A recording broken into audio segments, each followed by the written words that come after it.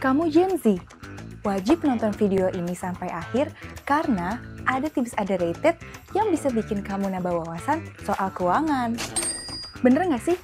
Gen Z dikenal paling melek informasi, tapi kalau soal ngatur finansial masih jarang teredukasi.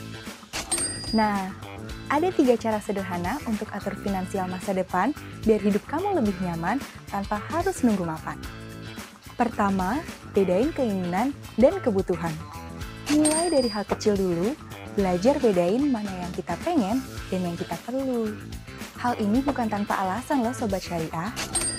Menurut penelitian, perilaku konsumtif dapat memiliki dampak negatif yang signifikan pada keuangan, lingkungan, dan kesejahteraan emosional seseorang. Perilaku konsumtif memang terbukti secara ilmiah berdampak negatif pada kesehatan mental kamu. Kedua, mulai siapin dana darurat. Nggak harus banyak, pastiin aja ada uang yang kamu simpan tiap ada pemasukan dan nggak akan kamu ambil asal-asalan. Dana darurat bisa banget bantu kita menghindari hutang di keadaan yang nggak terduga. Misalnya, terkena layoff, sakit sampai harus rawat inap, atau kebutuhan lainnya yang nggak terencana sebelumnya. Idealnya, minimal persentase dana darurat yaitu 10% dari gaji kamu. Tapi, kalau mau dilebihin juga boleh-boleh aja kok.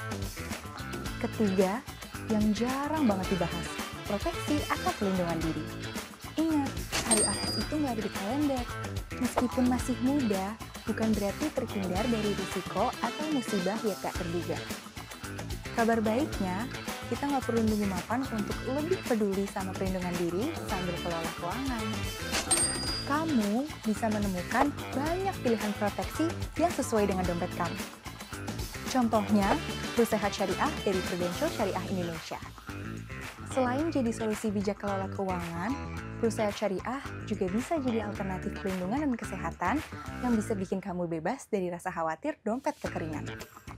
Kapan lagi kamu bisa dapat perlindungan rawat inap nyaman dengan limit yang pas, jaringan rumah sakit luas Pro Priority Hospitals, hingga perlindungan rawat jalan untuk biaya perawatan demam berdarah dan atau tifus, kanker, cuci darah, semuanya mulai dari 230 ribuan per bulan.